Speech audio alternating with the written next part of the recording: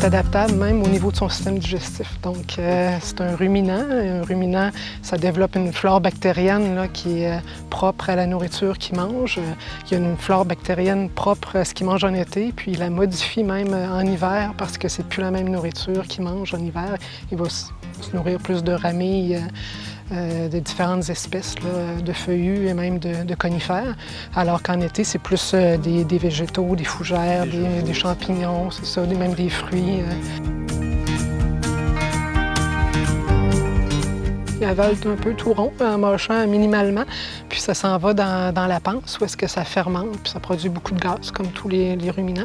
Mais il régurgite ça, puis quand il va se reposer, se mettre à l'abri, c'est là qu'il va ruminer, puis avec ses dents, il va broyer, ça va revenir dans sa bouche, puis il va broyer ça plus finement pour que ça soit mieux assimilé par la suite. Fait que c'est vraiment une machine intéressante, là.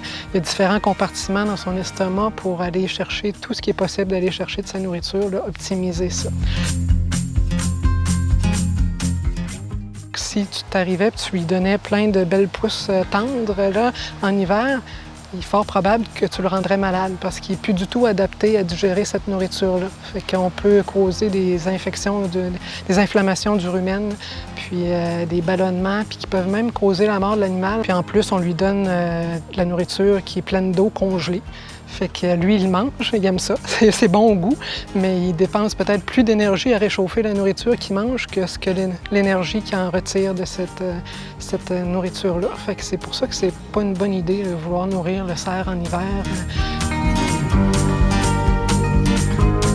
Les gens nous disent « oui, mais on appâte à l'automne, puis il n'y a pas de problème ».